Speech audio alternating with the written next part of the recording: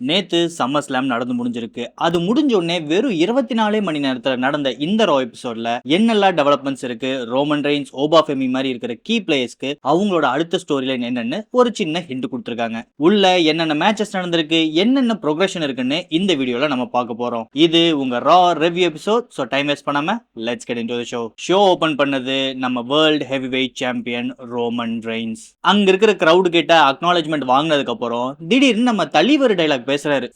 அதாவது நான் சொல்றதா செய்வேன், செய்யறதா சொல்லுவேன். ராயல் ரம்பிள்ல நான் வின் பண்ணுவேன்னு சொன்னேன், அதே மாதிரி வின் பண்ணேன். ரெசல்மேனியால அந்த வயசான கிழவனை அடிச்சு தோக்கடிச்சு சாம்பியனா மாறுவேன்னு சொன்னேன், அதையும் செஞ்சேன். சம்மர் ஸ்லாம்ல என்னோட பிரதர் ஜெத்ராலின்ஸையும் தோக்கடிப்பேன்னு சொன்னேன், அதையும் இப்ப செஞ்சிருக்கேன். சோ ஒரு ட்ரைபல் சீஃபா என்னோட வேர்டை நான் ஹானர் பண்ணிருக்கேன், நான் சொன்னதை தான் செஞ்சு காட்டியிருக்கேன்னு சொல்றாரு. சோ ஆல்மோஸ்ட் இது நம்ம தலைவர் டைலாக் தான். நேத்து எங்க மேட்ச் முடிஞ்சதுக்கு அப்புறம் எங்களுக்குள்ள ஒரு சமாதானம் கிரியேட் ஆயிருக்குன்னு சொல்றாரு. உடனே அங்க இருக்கிற கிரவுட் எல்லாருமே ஜெத்ராலின்ஸோட மியூசிக்கை சிங் பண்றாங்க. பை த பை இதுதான் ஃபர்ஸ்ட் டைம் நீங்க என் வீடியோ பாக்குறீங்கன்னா ப்ளீஸ் டு சப்ஸ்கிரைப். இது தமிழ் கம்யூனிட்டிக்காகவே இயங்கும் ஒரு ப்ரோ ரெஸ்லிங் சேனல். நம்ம 10K கிராஸ் பண்ணி இப்ப 20K நோக்கி போயிட்டு இருக்கோம். சோ உங்களோட ஒவ்வொரு subscription and like means a lot to me. Hope இந்த வீடியோ உங்களுக்கு பிடிக்கும்னு நம்புறேன். சரி வாங்க வீடியோக்குள்ள போகலாம். ரோமனும் அவங்க சிங் பண்றதுக்கு அலோவ் பண்றாரு. அதுக்கப்புறம் பேசலான்னு மைக் எடுக்கும்போது திடீர்னு எல்ஐ நைட்டோட மியூசிக் ஹிட் ஆகுது. நம்ம எல்ஐ நைட் ரிங்குள்ள வராரு. உள்ள வந்தவர் ரோமன் ரெயின்ஸ் நேத்து மேட்ச் வின் பண்ணதுக்கு கங்க்ராச்சுலேட் பண்றாரு. அது போக நான் பல மாசமா உன்னோட பேரை ஒவ்வொரு டைமும் ப்ரோமோல யூஸ் பண்ணி உன்னை வம்பிழுத்துட்டு இருக்கேன். சோ ஒரு மேன் டு மேனா நீ தான் வந்து என்ன ஃபேஸ் பண்ணிருக்கணும். அதுக்கு பதிலா உன்னோட அடியாளுங்க பிளட் லைனை என் மேல ஏவி விட்டுருக்க. சம்மர் ஸ்லாம்ல அவங்கள அடிச்சு நான் தோக்கடிச்சிட்டேன்.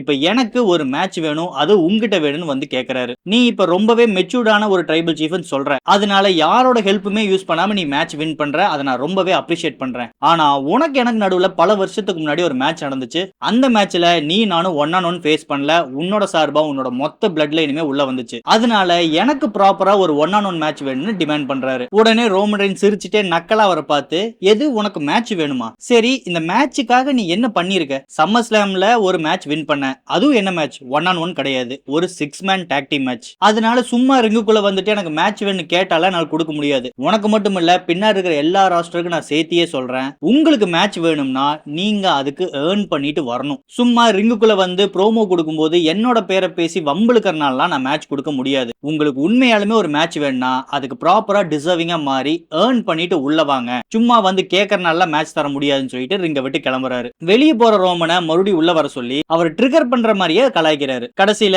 உனக்கு என்ன, நான் ஏர்ன் பண்ணிட்டு தான் வந்திருக்கணும். சரி உனக்கு எந்த மாதிரி ஒரு டோர்னமெண்ட் வேணுமோ அந்த டோர்னமெண்ட் வை, அதுல நான் வின் பண்ணிட்டு அப்புறம் வந்து உன்னை ஃபேஸ் பண்றேன்னு சொல்லிட்டு எல்ஐ நைட் கிளம்புறாரு. ரெஸ்லஸ் நான் பயந்த மாதிரியே நடந்துருச்சு. எல்ஐ நைட்டுக்கு ஒரு ப்ராப்பரான ஸ்டோரி லைன் கொடுக்க மாட்டேங்கிறாங்க. ஆனா பிளட் லைனோட வார்டெக்ஸ்லயே அவர் சுத்திட்டு இருக்காரு. ரோமன் ரெயின்ஸ் ஃப்ரீ ஆன உடனே இங்கதான் ஒரு வருவார் நான் நினைச்சேன். அதே மாதிரி தான் நடந்திருக்கு. என்ன பொறுத்த வரைக்கும் எல்ஐ நைட் இந்நேரம் சாம்பியனா மாறி இருக்கணும். He is a well deserving person. of course அவர் சின்ன சின்ன பாட்ச் எல்லாம் பண்றாரு. பட் எல்லா பிளேயருமே ஒரு பாயிண்ட் ஆஃப் டைம்ல பாட்சஸ் பண்ணாதான் செய்வாங்க. அதை மீறி பார்த்தா கிரௌட பயங்கரமா என்கேஜ் பண்றாரு. ப்ரோமோ சூப்பரா கொடுக்கறாரு. மேட்ச் எல்லாமே என்டர்டெய்னிங்கா வச்சிருக்காரு. சோ அவருக்கு ஒரு ப்ராப்பரான எலிவேஷன் கொடுத்து ப்ராப்பரான ஸ்டோரி லைன் கொடுத்தா உண்மையிலேயே ஒரு நல்ல சாம்பியன் இருக்கக்கூடிய எல்லா தகுதியும் அந்த மனுஷங்கிட்ட இருக்கு. ஆனா இப்ப சாம்பியனா இருக்கிறது ரோமன் ரெயின்ஸ். ரோமன் ரெயின்ஸ் ஒரு மலமுழுங்கி மாதிரி. அவர் கையில சாம்பியன்ஷிப் போயிருச்சுன்னா போனதுதான், வரவே வராது. என்னைக்காச்சும் ஒரு நாள் ஒரு அதிசயம் நடந்து வரலாம். ஆனா அந்த அதிசயத்தை உருவாக்குற அளவு எல்ஐ நைட்னால முடியுமான்னு பார்த்தா WWE கண்டிப்பா ஒத்துக்காது. சோ ஆஃப் கோர்ஸ் மேட்ச் ஆரம்பிக்கிறதுக்கு முன்னாடியே சொல்லிடலாம், இந்த டைமும் எல்ஐ நைட் மேட்ச் தோக்க தான் போறாரு. இஃப் எல்ஐ நைட் ஆப்போனண்டா வந்தா. அடுத்தது Jevon Evans vs Ethan Page. Overall ஒரு ஓகேஷ் மேட்ச். இந்த ஈத்தன் பேஜுக்கு ஆக்சுவலா என்னாச்சுன்னு தெரியல. இன்னைக்கு மேட்ச்ல ஒரு நோட்டீஸ் பண்ணி பாத்தீங்கன்னாவே ரொம்ப வீக்கா தான் பிளே பண்ணிட்டு இருந்தாரு. மேபி அவருக்கு பிசிக்கலா ஏதாச்சும் காய்ச்சல் இருக்குமா என்னன்னு தெரியல. ஏன்னா அவரோட பர்ஃபார்மன்ஸே உங்களுக்கு பார்த்தா தெரியும். கேப் கிடைச்ச போய் உட்கார்ந்துடலாம் சொல்ற அளவுக்கு தான் ஆடிட்டு இருந்தாரு. அப்புறம் இந்த ஜவான் இவன்ஸ் பத்தி சொல்லவே தேவையில்ல. அவன் ரப்பர் பேண்ட் தான், இங்கிட்டு அங்கிட்டு குதிச்சிட்டு இருப்பான். சமீப வாரங்களா பாத்தீங்கன்னா இந்த ரிங்க சுத்தி ஓடி வந்து பேரிகேட் மேல ஜம்ப் பண்றது அதை தனக்கான ஒரு சிக்னேச்சர் மூவாவே மாத்திட்டான். இன்னைக்கும் அந்த சிக்னேச்சர் மூவை எக்ஸிக்யூட் பண்றான். அது போக முக்காவாசி மேட்ச் அப்பர் ஹேண்ட்ல இருந்தது நம்ம ஜவான் இவன்ஸ். ஆனாலும் ஒரு முக்கியமான மூவ்ஸ் ஏதாச்சும் எக்ஸிக்யூட் பண்றதுக்காக போய் ஜம்ப் பண்ணானா அழகா நம்ம ஈத்தன் பேஜ் ஸ்மார்ட்டா ஒரு சின்ன வேலை பண்ணி விடுறாரு. அவனால எக்ஸிக்யூட் பண்ண முடியல. இந்த ஈத்தன் பேஜை பொறுத்த வரைக்கும் ப்ராப்பரான ஒரு பிசிக்கல் மேட்ச் எல்லாம் கொடுக்க மாட்டாரு. மைண்ட் கேம்ஸ் அண்ட் ஸ்மார்ட்டான மூவ்ஸ் தான் வச்சிருப்பாரு. அதனால ஜவான் இவன்ஸ் ரிங்குக்கு அந்த பக்கம் இருக்கும்போது வேணும்னே போய் டாப் ரோப் இருக்கிற அந்த டர்ன் பக்ல கழட்டுறாரு. இதை நம்ம ரெஃபரி பார்த்துட்டாரு. அதனால ரெஃபரிக்கும் இந்த ஈத்தன் பேஜுக்கு ஒரு சின்ன வாக்குவாதம் போயிட்டு இருக்கு. இப்போ குடுகுடுன்னு ஓடி வந்த ஜவான் இவன்ஸ் அப்படியே பச்சை குதிரை தாண்டான். தாண்டி போய் டாப் ரோப் மேல ஏறி அப்படியே தன்னோட ஸ்மாக் ஓஜி கட்டர் போட்டு பின் ஃபாலும் பண்றான். சோ இந்த மேட்சோட வின்னர் ஜவான் இவன்ஸ். ஆனா மேட்ச் முடிஞ்சதுக்கு அப்புறம் நம்ம பிக் கேஷ் ரிங்குள்ள வராரு. ஜவான் இவன்ஸ் போட்டு பொளந்து கட்டுறாரு. இந்த மனுஷன் 8 வருஷத்துக்கு முன்னாடி லே ஆஃப் WWE வெளியே போனா. அப்புறம் வெளியே இருக்கிற சின்ன சின்ன சின்ன கம்பெனிஸ்ல வேலை செஞ்சு இன்னைக்கு மீண்டும் WWE வந்திருக்காரு. பட் ஒரு விஷயத்தை நம்ம பாராட்டி ஆகணும், வெளியே போகும்போது அந்த மனுஷன் தொலாபுலா தான் இருந்தாரு. ஆனா இப்ப பிசிக்கா பாத்தீங்கன்னா செம்மையா பில்ட் பண்ணிருக்காரு. அதே மாதிரி பர்ஃபார்மன்ஸ் அண்ட் ஸ்டோரி லைன் எப்படி எல்லாம் இருக்க போகுதுன்னு இன்னும் வர்ற வாரத்துல நமக்கு தெரிஞ்சிடும். அடுத்தது ஒரு பேக் ஸ்டேஜ் செக்மெண்ட். நம்ம பிளட் லைனை காட்டுறாங்க. ரோமன் ரெயின்ஸ் அங்க இருக்கிற Jacob Fatu, Jimmy Uso, J Uso 3 பேர்த்தையுமே ஆக்சுவலா திட்டிட்டு இருக்காரு. சம்மர் ஸ்லாம்ல நீங்க எப்படி மேட்ச் தோக்கலாம், அதுவும் அந்த மேட்ச் ஒரு 6 மேன் டாக் டீம் மேட்ச். நம்ம பிளட் லைன்ல இருக்கிற 3 பேருமே அந்த மேட்ச்ல இருக்கீங்கன்னா நீங்க கண்டிப்பா அந்த மேட்ச்ல வின் பண்ணிருக்கணும். ஆனா நீங்க தோத்து போயிட்டீங்க. நீங்க அப்படி பண்ணதுனால தான் இன்னைக்கு எல்ஏ நைட் மாதிரி ஒரு ஆளு ரிங்குக்குள்ள வந்து என் முன்னாடி நின்னு பேசிட்டு போறான். சோ பிளட் லைனோட மானத்தை என்னால மட்டும் காப்பாற்ற முடியாது, நீங்களும் அதுக்கேத்த மாதிரி இருக்கணும்னு பயங்கரமா கோவப்படுறாரு. அப்படியே கிளம்புறதுக்கு முன்னாடி எக்காரத்தை கொண்டு எல்ஏ நைட் மேல நீங்க கை வைக்க கூடாது, அவனை நான் பர்சனலா டீல் பண்ணிக்கிறேன்னு சொல்லிட்டு கிளம்புறாரு. இவர் கிளம்புனே கரெக்டா அந்த இடத்துக்கு எல்ஏ நைட் வராரு.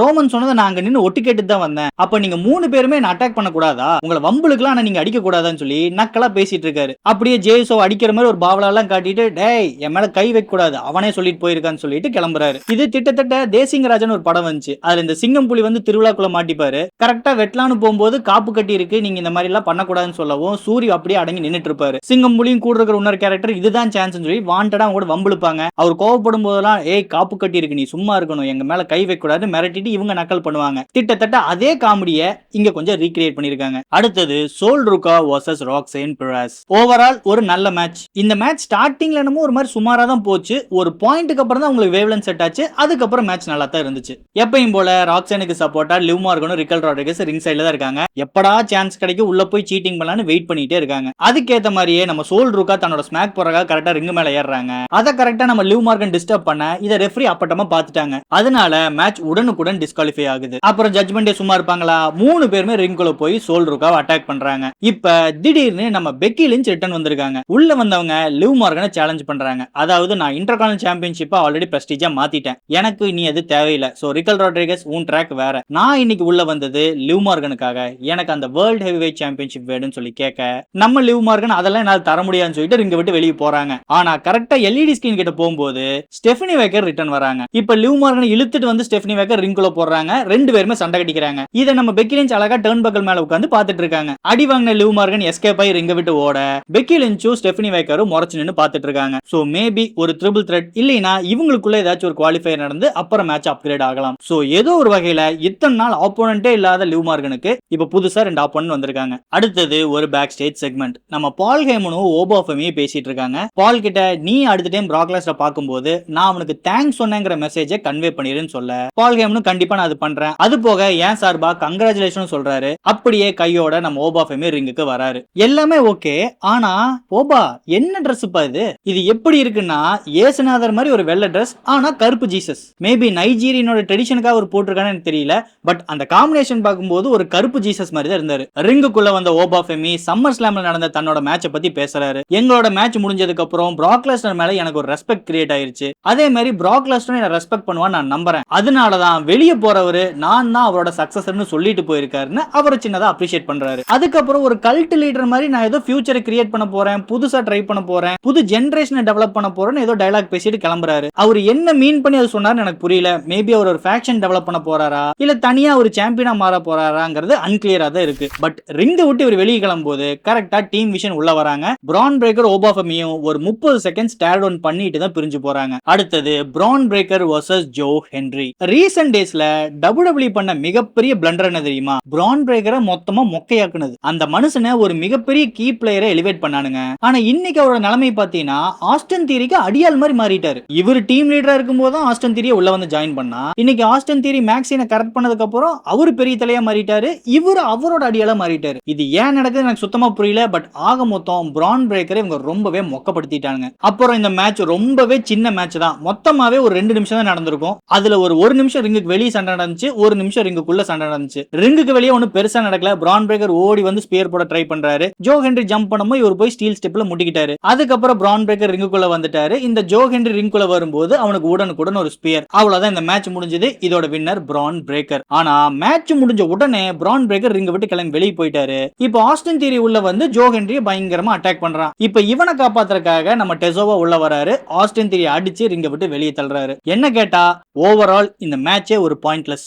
அடுத்தது ஒரு பேக் ஸ்டேஜ் செக்மெண்ட். நம்ம பிக் கேஷ் கிட்ட ஏன் ஜவான் இவன்ஸ் அட்டாக் பண்ணீங்கன்னு சொல்லி இன்டர்வியூ எடுக்கிறாங்க. அவரு நான் 8 வருஷத்துக்கு அப்புறம் மறுபடியும் இண்டஸ்ட்ரிக்குள்ள வந்திருக்கேன். உள்ள வந்ததே என்ன நான் ப்ரூவ் பண்ணிக்கிறதுக்காக தான். ஜவான் இவன்ஸ் அட்டாக் பண்ணா அவன் மேல பர்சனலா எனக்கு எதுவுமே கிடையாது. நான் முடிவு பண்ணி வச்சிருக்கிற பாதையில என்னோட ஃபர்ஸ்ட் ஆப்போனண்டா இருக்கிற ஜவான் இவன்ஸ், அவ்வளவுதான். அவனை தீர்த்து கட்டினதுக்கு அப்புறம் இன்னும் அடுத்தடுத்த பிளேயர்ஸ் என்னோட லிஸ்ட்ல இருக்காங்க அப்படின்னு சொல்லிட்டு கிளம்பிட்டாரு. அடுத்தது new intercontinental champion Chad Gable ரிங்குள்ள வராரு. இந்த இண்டஸ்ட்ரிக்குள்ள வந்து மொத்தமா 10 வருஷம் ஆயிருச்சு. இப்பதான் என்னால ஒரு சிங்கிள் சாம்பியன்ஷிப் வின் பண்ண முடிஞ்சிருக்கு. இந்த ஜேர்னில இவ்வளவு வருஷமா என் கூடவே இருந்த எல்லாருக்குமே நன்றின்னு சொல்றாரு. இப்ப நம்ம பென்டா உள்ள வராரு. ரெண்டு பேத்துக்குள்ளேயும் ஒரு 30 செகண்ட் ஒரு சின்ன ப்ரோமான்ஸ் நடக்குது. மெய்யழகன் படத்துல வர மாதிரி இவர் அவரை புகழ்றாரு, அவர் இவரை புகழ்றாரு. ரெண்டு பேரும் ஒரு ப்ரோமான்ஸ் பண்ணிட்டு இருக்காங்க. இப்ப நம்ம ஜேடி மெக்டானோவோ டாமினிக் மிஸ்டர் ரிங்குக்குள்ள வராங்க. வந்தவங்க வாய் வச்சு சும்மா இருப்பாங்களா? அவங்க நக்கல் பேச, அதுக்கு பதில் இவங்க நக்கல் பேச, ரெண்டு பேத்துக்குள்ளேயும் சின்ன ஒரு வாய் தகராறு நடக்குது. இதோட ரிசல்ட்டா பேசாம நம்ம மேட்ச் வச்சு முடிவு பண்ணிப்போன்னு இப்பயே ஒரு டாக் டீம் மேட்ச் டிக்ளேர் பண்றாங்க. So Penta and Chad Gable vs JD McDonagh and Dominik Mysterio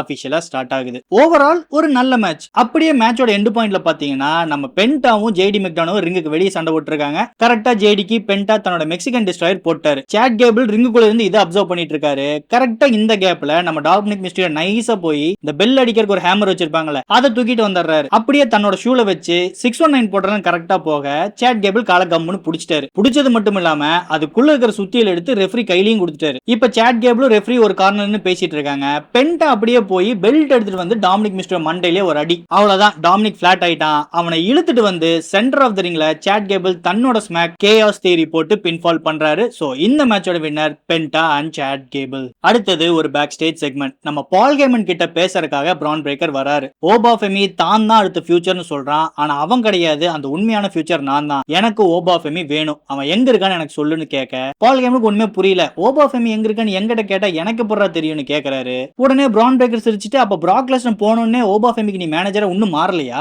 சரி சாரிப்பா அப்படின்னு சொல்லி நக்கலா சிரிச்சிட்டு கிளம்பிட்டாரு. இந்த செக்மெண்ட் மூலியமா நமக்கு கொடுக்குற ஹிண்ட் என்னன்னா, மேபி பிராக் லெஸ்னர் போனதுனால ஓபா ஃபெமிக்கு இந்த பால் கேமன் ஒரு மேனேஜர் இல்லைன்னா அட்வொகேட்டா கூட மாறக்கூடும். இல்ல அதுல ஒரு ட்விஸ்ட் வைக்கணும்னா டீம் விஷன்ல இருந்து பிரான் பிரேக்கர் பிரிச்சுட்டு வந்து அவரு கூட ஒரு ஜாயின் ஆகலாம். பட் முடிஞ்ச அளவுக்கு இந்த செக்மெண்ட்ல பிரான் பிரேக்கரையும் சரி ஓபா ஃபெமியும் சரி அப்பப்ப முட்டிக்கிற மாதிரி காட்டுறாங்க. மேபி அவங்களுக்கு கூட ஒரு மேட்ச் வரலாம், வந்தா நல்லா தான் இருக்கும். அடுத்தது Jacob Fatu vs Royce keys in a street fight match. முதல்ல இந்த மேட்ச் ஏன் நடக்குது நீங்க கேட்கலாம். பேக் ஸ்டேஜ்ல ஒரு சின்ன செக்மெண்ட் நடந்துச்சு. ஜேக்கப் ஃபாட்டு தன்னோட ரூம்ல உட்கார்ந்து இருக்காரு. கரெக்டா அங்க ராய்ஸ் கீஸ் வந்து நம்ம ரெண்டு பேருமே ஃப்ரெண்ட்ஸா இருந்தோம், இப்ப பிளட் லைன் ஒரு டீம் உள்ள வந்ததுனால நம்மளோட ஃப்ரெண்ட்ஷிப் பாதிக்குது. சம்மர் ஸ்லாம்ல என்னமோ நடந்துச்சு, அதை நம்ம ஒதுக்கிடுவோம். உன்னியாச்சு நீ பிளட் லைன் விட்டு வெளியே வா, நம்ம மீண்டும் ஃப்ரெண்ட்ஸா இருக்கலாம்னு கேட்க ஃபாட்டு இது ஃபேமிலியோட பிசினஸ், நாங்க ஒரு வார்த்தை கொடுத்துட்டோம்னா அதுக்கேற்ற மாதிரி தான் செய்யணும். இப்ப என்னால பிளட் லைன் விட்டு வர முடியாதுன்னு சொல்ல ராய்ஸ் கீஸ் ரொம்பவே கம்பல் பண்றாரு. இப்ப லைட்டா ரெண்டு பேருக்குமே வாக்குவாதம் ஆகுது. சரி பேசாம நம்ம ரிங்ல வச்சு இதை சால்வ் பண்ணலாம், ஒரு ஸ்ட்ரீட் ஃபைட்டா இருக்கணும்னு அப்பதான் முடிவு பண்றாங்க. சோ அதோட ரிசல்ட்டா தான் இந்த மேட்ச் இப்ப நடக்குது.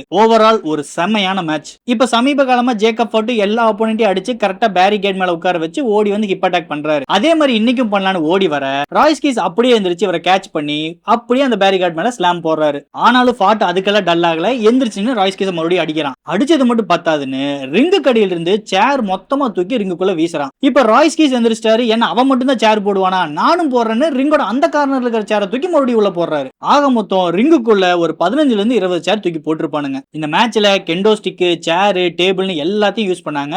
Very nice. அப்புறம் சேரை விரிச்சு வச்சு அது மேல ஒரு சூப்ளெக்ஸ், அது பத்தாதுன்னு கூச்சு வச்சிருக்காங்களே சேர், அது மேல ஜேக்கப் ஃபாட்டு தூக்கி ஒரு பவர் ஸ்லாம் போட்டாரு பாருங்க.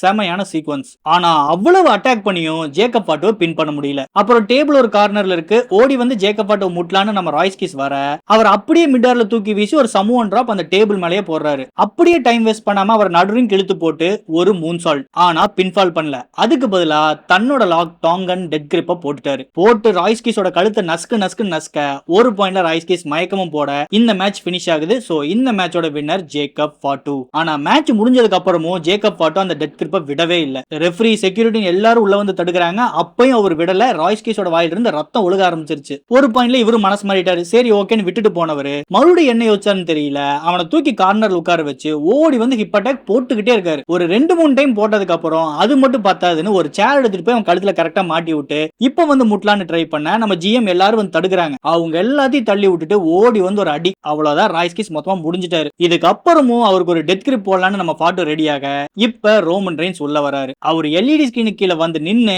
ஃபாட்டுவ போதும் நிப்பாட்டின சொன்னதுக்கு அப்புறம் தான் தான் பார்ட் 2 அட்டாக்கே ஸ்டாப் பண்றாரு. அதுக்கப்புறம் ரோமன் சரி போது வா கிளம்பலாம்னு சொல்லிட்டு அவர் போறாரு. அவர் பின்னாடியே கேமரா டிராவல் பண்ணுது. அப்படியே கொரில்லா பொசிஷனுக்கு போனா நம்ம ரே மிஸ்டீரியோ நின்னுட்டு இருக்காரு. ரோமன் கிட்ட நம்ம மிஸ்டீரியோ நான் தான் இப்ப புது ஜெனரல் மேனேஜரா ட்ரிபிள் ஏக்கு மாறி இருக்கேன்னு சொல்றாரு. அது போக நம்ம கொஞ்சம் முக்கியமான விஷயம் பேசணும் என் கூட வான்னு சொல்லிட்டு ரோமன் ரெயின்ஸை கூட்டிட்டு போறாரு. அதோட இந்த ஷோ க்ளோஸ் ஆகுது. சோ ரெஸ்லர்ஸ் ஓவரால் இது ஒரு நல்ல ஷோ, பட் சூப்பர்னு சொல்ல மாட்டேன், அதே மாதிரி மொக்கையும் இல்ல. ரெண்டுக்கு நடுவுல அபோ ஆவரேஜ் இது டிராவல் பண்ணுச்சு. அதே மாதிரி ரோமன் ரெயின்ஸ் வர்சஸ் எல்ஏ நைட்டுக்கு ஒரு ஹிண்ட் கொடுத்துட்டாங்க.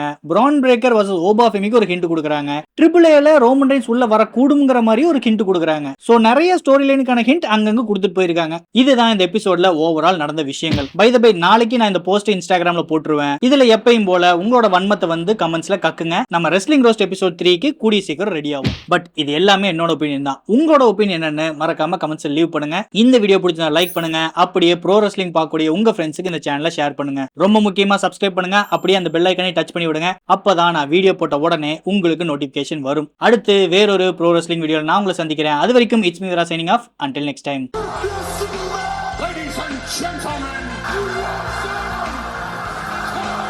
on this microphone, in that ring, acknowledge me.